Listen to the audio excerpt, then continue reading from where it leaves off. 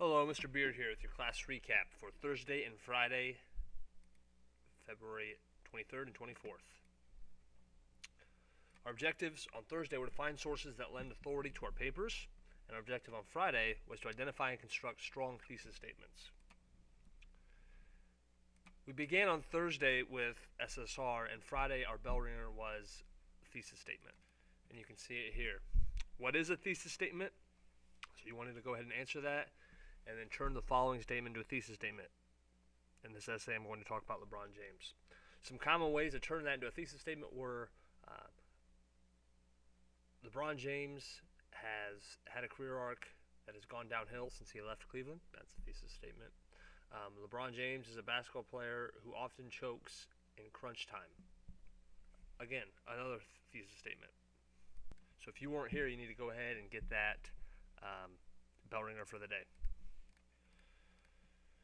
The next thing we did on Thursday was to get sources. We needed to get good academic sources. We went to the library and used the catalog in the library and got all kinds of books and things like that. So if you weren't here, take out your overview and look at the different types of sources you're going to need. You need 6 sources.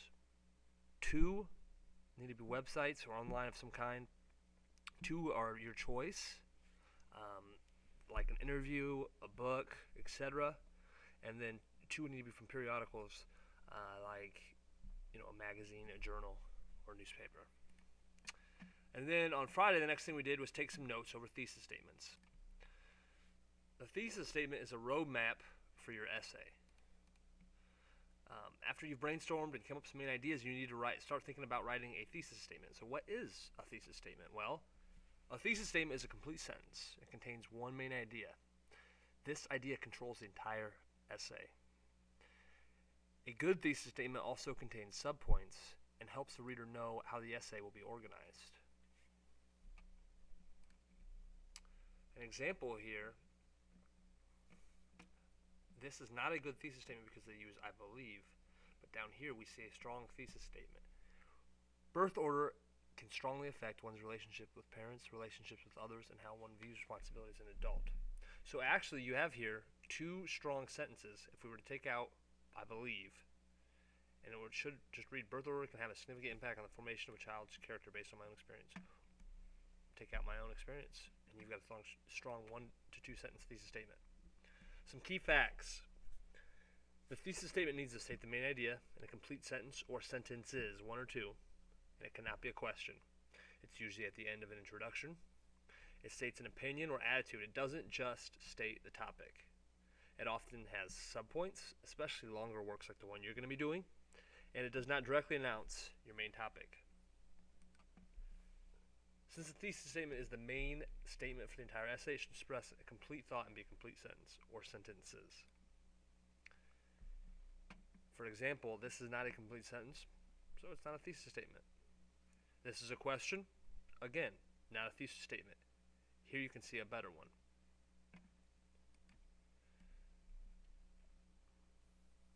Again, more practice. Not a complete sentence, not a thesis statement. Here would be a better one.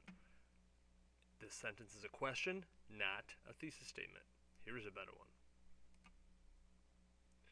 Because English readers like to know what an essay will be about near the beginning of the essay, we often put it at the end of the first paragraph. So you can see in this example, it's at the end of the first paragraph. A good thesis statement often expresses a writer's opinion or attitude on a particular topic instead of just stating a fact. For example, Ray Charles, you can see this here, Ray Charles learned to play many instruments when he was young. That's a fact. That's not a thesis statement.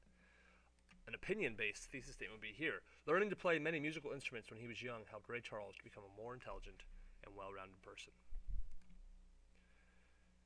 Some more opinions and attitudes. Subtopics. Subtopics give your essay somewhere to go. You can go ahead and read that on your own. Examples are here. You can have a whole paragraph on housing here, a whole paragraph on electricity, jobs, etc. So here are some key features in review, and I hope this was of help to you. If you have any questions about thesis statements or anything else related to your research, please feel free to ask me. Thanks for listening and have a great day.